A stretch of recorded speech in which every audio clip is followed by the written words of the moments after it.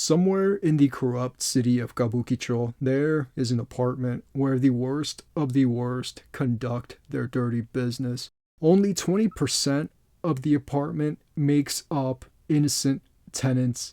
The other 80% are Yakuza, Chinese triads, Korean underworld figures, and more from across the Asian underground involved in drugs, gambling, and prostitution. All manner of gang activities take place in Kabukicho Sunrise Heights. This same apartment complex is the setting where an infantilized young man will commit a double murder using bladed boots. In his excitement, he'll leave behind the hell of a mess for the cleanup crew to address. This is just another night in a lawless city. This is Ichi the Killer. What's going on, everybody? Welcome back to the channel. This is a video that I don't know that I ever knew I would get to make this video, but the time has finally come. This is a series I've talked about in the past where I've said I would love to see this get translated into English, and some of the stuff that I've talked about wanting to see get translated into English has been, including The Climber, which I actually did a video about before this video was that. And now we have Ichi the Killer in English in this amazing omnibus.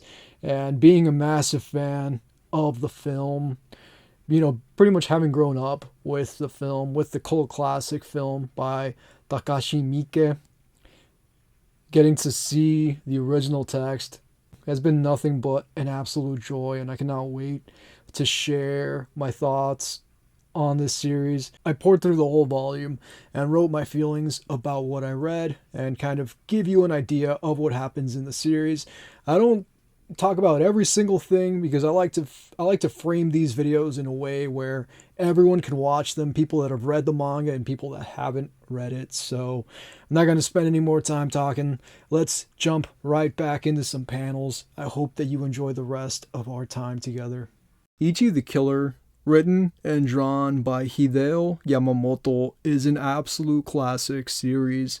I remember watching the film version of Ichi the Killer back in 2007 before I even knew what manga was. Those were the Wild West days of YouTube, before premium and YouTube TV and movies, full film rips. Naruto and other anime series were also available in 10-minute segments. Each episode was broken into 3 parts with fan subs. I watched Suicide Club on YouTube like this. I also watched Gummo on YouTube. I definitely feel lucky to have been a part of that generation that got to experience those days of the platform before all the changes. Getting to read and talk about Ichi the Killer on this platform is such a full circle moment for me. Ichi as a character is the definition, in my opinion, of a nutcase. He kills people, tears streaming down his cheeks, snot flowing freely down his nose. But when it's done, he smiles like a madman. He hums to himself as he cleans the blood from his bladed boots. Ichi's part is to show up and kill, no questions asked. If Ichi is involved, the person on the receiving end of his wrath is someone who is 100% required dead. He leaves no witnesses behind, no one to ID him. As soon as his part of the act is complete, there is a cleanup crew that comes in and eliminates any traces of his having been there. The crew is led by a guy known simply as Pops. The job they're on is to take out the head of the Anjo gang, Anjo Yoshio. He's currently in his underage girlfriend's apartment on the 11th floor. In the same apartment, there is a safe with a load of cash, and the cleanup crew means to make off with all of it. one of whom, Inoue, is a heroin addict. Another guy named Noboru, he carries a gun, and a fourth unnamed guy is Chinese. Inoue is definitely the biggest scumbag of the four. Once they're in the apartment, he eyes the 17-year-old girl's corpse with intent. They set to work pretty quickly, leaving the apartment completely spotless before anyone notices anything is amiss. At the same time, Ichi is in some high-rise apartment awaiting Pops' arrival. When he does arrive, the two men toast to their success. However, despite the clean getaway, Ichi is down in the dumps.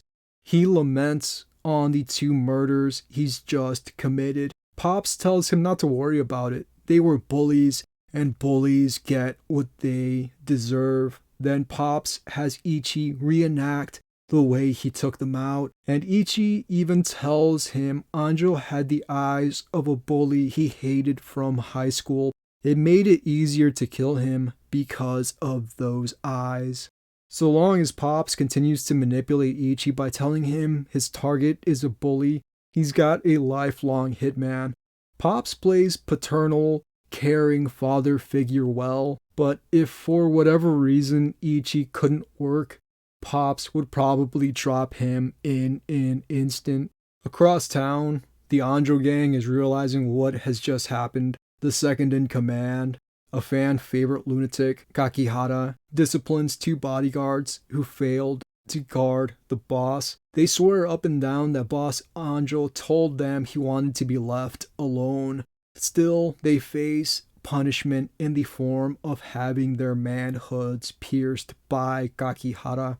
The act of the piercings is even shown in vivid detail. I actually stopped in the middle of this happening to verify who published this manga, flipped to the spine, saw the 7 Seas Entertainment brand, and went, yeah, alright, that makes sense, and then went back to reading. The general consensus, which Kakihara refuses to believe, is that Boss Anjo is dead. Even after finding a number 1 painted to the floor beneath the bed in Boss Anjo's blood, Kakihara is fully hell-bent on starting a war with all the other clans until he finds out where Boss Anjo is. He's convinced someone is after the Anjo gang, and the boss was just the beginning. Even in a meeting with one of the top brass within the underworld, the chairman, Kakihara lets his plans be known. Scorched earth. You know what's funny? I'd seen the film so long ago that part of me, kind of forgot how ridiculous the story is. You know, it's like I knew going in that it was going to be wild, but it's like I'd forgotten some of the middle parts of the story. Like I just remember, what the case is with Ichi, the way he kills people and whatnot, and then some of him as a character, but there's a lot of different things. And then Kakihara, I remember him as well from the film, but there's a lot of the details that I'd forgotten. And there's a lot of stuff that happens in the manga that isn't in the film, and they changed it or whatever for the film version of it. But one thing that I really appreciate is how distinct Hideo Yamamoto's artwork and style is from story to story. Having gotten to read Homunculus, I'd read Homunculus. This is my first Hideo Yamamoto manga that I'd read, but I've known about him for a long time, because of Ichi the Killer and whatnot, and wanting Ichi the Killer in English, and then wanting, Homunculus in English, and then we got not just Homunculus, but we also get Ichi the Killer. I'm really hoping that we'll get Voyeur again in English, that'll get reprinted or something, or I don't know if, I forgot who had the rights to it. I don't know if it was Viz. I think it was Viz. I don't know if they still have the rights to it or not, but if the rights are up for sale, it'd be cool if 7 Seas picked them up or something and, re-released Voyeur. But it's cool to see, the transition, or just the different ways that Hideo Yamamoto tells a story. With Homunculus, you get one sort of art style and way of, conveying the story. And then with Hikari Man, you also get like a completely different way of the story being conveyed. And this is more like a digital sort of an artwork thing. And I've done videos about all of these now at this point. But yeah, this one's kind of got like more like a digital sort of artwork, and wasn't really in love with it, but I still have volume 2. I still got to read volume 2.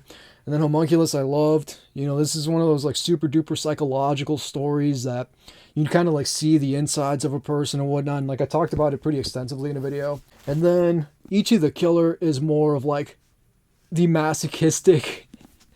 This is more like the masochistic side of, my guess is, Hideo Yamamoto's personality. And I haven't read Voyeur yet, so I can't really speak to what Voyeur is about. And I don't want to look up anything about it. Like, I really just want to read it for myself and kind of, formulate an opinion about it. But I got a lot more to say about this series, so let's get on with the video. The more we learn about Ichi, the more of a degenerate he becomes. From getting rock hard after knocking a guy out during a kickboxing match, to also getting turned on by seeing a prostitute beat up and covered in scars, one eye ruined. There is a kindness somewhere within him, but it is mired in hate and murder. He is kind to a kid from his gym who gets beat up at school. Ichi shows him how to kick, how to defend himself, and despite 5 years as a kickboxer, Ichi still wears a white belt. A new gym member challenges Ichi to a fight and is winning in the beginning. Then Ichi begins having flashbacks to being in school and being bullied and goes too far, kicking his opponent so hard he rips a chunk of hair from his scalp. So what does Ichi do? He goes straight to pick up a prostitute. He picks up a girl that can't show her face because of her whole body being covered in bruises and healed lacerations. Instead of feeling empathy for her, this turns him on even more. The girl even tells Ichi he's her only client that enjoys seeing her in bad shape. How could someone so irreparably damaged not take some sort of morbid pleasure in the suffering of others? Even if he doesn't wear it on the outside, within, he's as much of a monster as Pops. Gakihara is on the warpath, trying to dig up dirt on where the boss has run off to. In his search for answers, he tortures one loudmouth who got a little too sure of himself. Gakihara has 2 snakebite piercings that keep his deep cut Glasgow smile from forming. The loudmouth Yakuza rips out the snake bites and asks Gakihara if he enjoys it, the pain. Gakihara tells him of course he doesn't, because there is no love in his pain. He then returns the favor, giving the loudmouth Yakuza a Glasgow smile of his own, all before turning his sights on a table where Pops and crew minus Ichi are sitting. And so what I really like too with Ichi the Killer is how much these side characters, like how important the side characters are to the story. While it is called Ichi the Killer, he actually doesn't share as much screen time as the side characters do.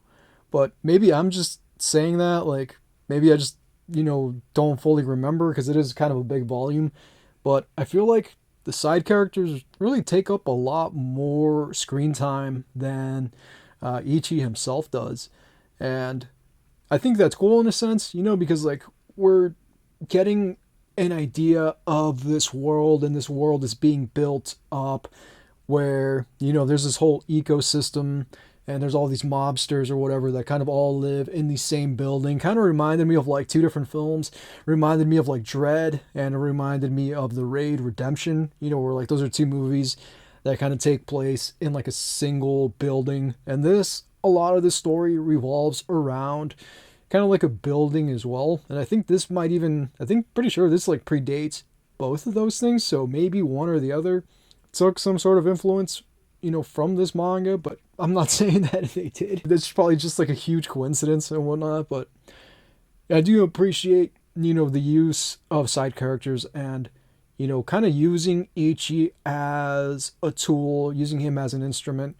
Like, he kind of has his own life, and within his personal life, he's definitely kind of like a scumbag, and he does certain things that I won't go too far into, but he does certain things that are extremely inappropriate, and, it's like you get these two sides of him where there's a certain humanity to him, where he wants to be a good person, he wants to do good things, but then, like outside of killing, because like for the most part, the people that he kills are bad people, though sometimes there are people that are tied up in it that may not necessarily be bad people. They just, are guilty by association. So they don't necessarily need to die, but they die anyway because of the fact that, they're not trying to leave any witnesses behind. And in the No, Bargirl named Garin tells Gakihara about Pops and his men. They're outcasts from any and all gang affiliations. They're mercenaries with no love or loyalty to any group. Gakihara confronts them, asking what they're doing in that place, seeing it as too high scale for lowlives of their stature within the underworld. He also notices a bag by Pops' feet and asks to take a look inside. When Gakihara tells one of his men to look, Noboru, who had the piece from earlier in the volume, gets to use it now, pulling it on the Anjo henchman, just doing his job. However, another Anjo man has Noboru in his sights as well. Pops opens the bag to reveal what looks like heroin. Pops tells Gakihara they're just trying to get by, make a living by any means. The whole thing Pops sees as intel gathering. They show their faces, prove they aren't a threat to anyone, and are allowed to act without interruption. Gakihara buys into it and leaves his card with them, telling them to call if they see anything. The ruse works well, given Gakihara has no idea he just let go the men behind his beloved boss's death. After the confrontation, Pops splits the remaining money 4 ways, each man coming away with over 58 million yen each. That, however, isn't the end of it. Pops sees the Yakuza as a niche, something that doesn't fit into society, and the 4 of them being outcasts with no crest, they don't even belong with the Yakuza. They're seen as even lower. Pops plans to use this to their advantage and is going to rob and murder Yakuza, taking all their worth. In Kabukicho, Sunrise Heights, nicknamed Yakuza Heights, there are going to be plenty of targets for them to hit. Pops puts his plan into action by attempting to convince Gakihara the Funaki clan is responsible for boss Anjo's disappearance. The Funaki clan base is on the 11th floor, and guess what? Boss Anjo's girlfriend's place stash house is also on the 11th floor. Despite the two families sharing the same crest, the rift begins to subtly show. Pops tells the Anjo men he can move between the different clans because he's an outcast and no one pays attention to him. Because of this, he hears things, and it is this information that he's willing to sell. However, if it is bad intel, the Anjo clan will skin him alive.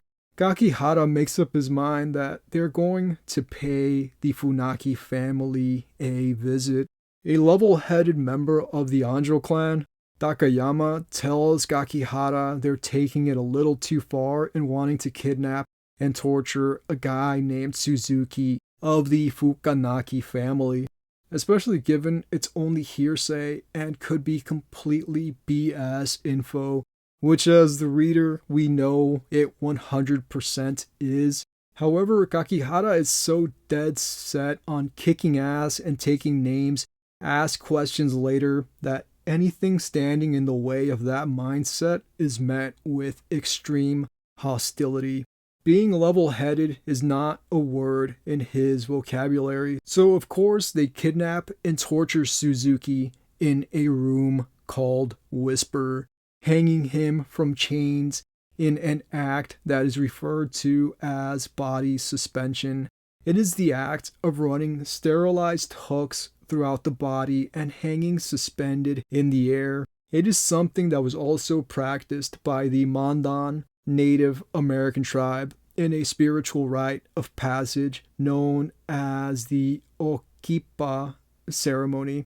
The Lakota and Crow tribes have also performed this ritual, if I'm not mistaken, though they may have other names for it. It isn't used as a tool for spiritual awakening here, not in this manga. In this story, it is used as a device to deliver pain. This is a tale that relishes in masochism, after all.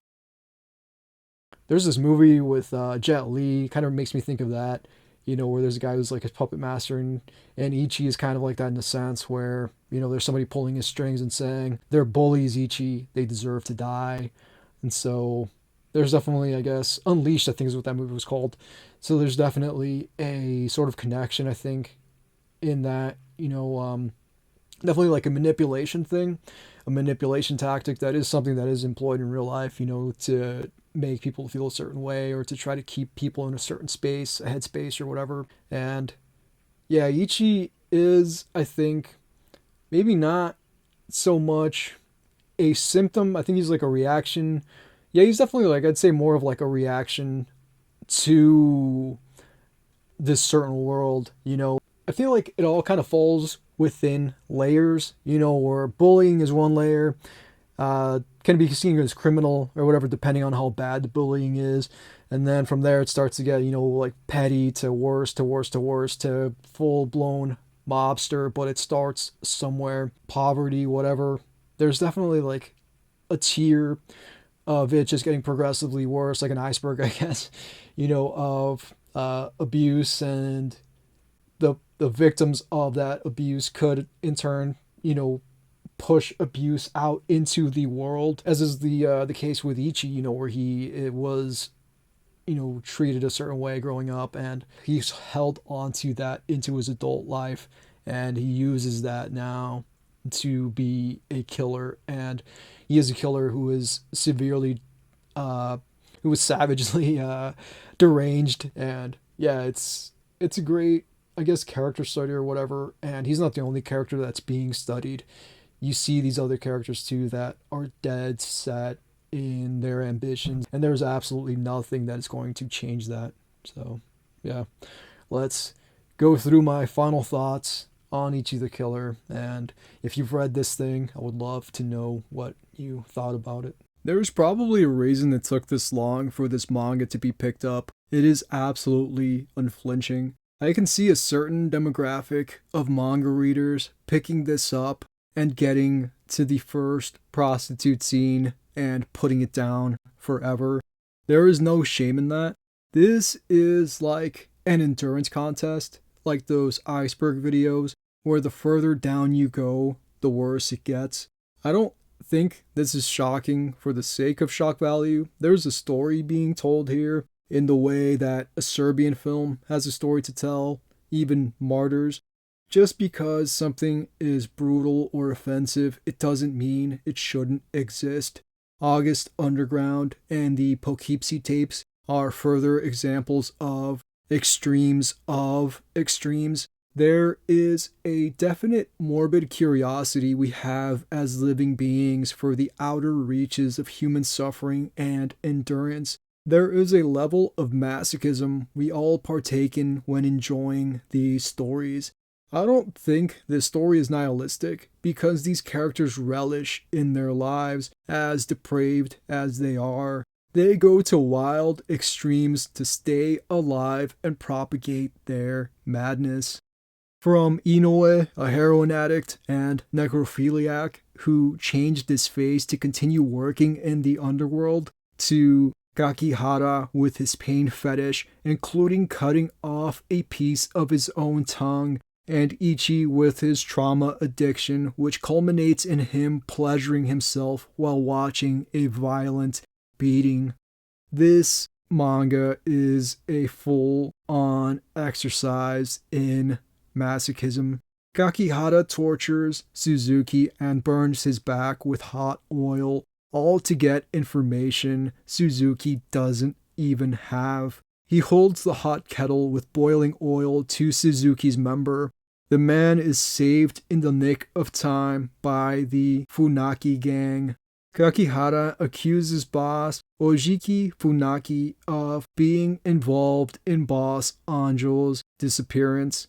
After a heated exchange, Ojiki Funaki fires off a gun in Yakuza Heights, kicking off a gang war between the two factions. According to Pops, however, it won't come to war. The Kanto Peace Association will step in and quell the whole affair before it comes to that. The Kanto Peace Association are like the UN for gangs in Japan, keeping skirmishes from breaking out. I won't go into much else to not give you the whole story.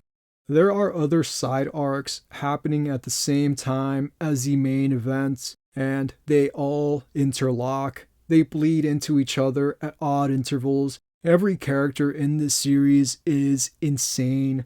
Ichi the Killer is one of the most depraved, no-holds-barred stories I've read this year, and I loved every second of it.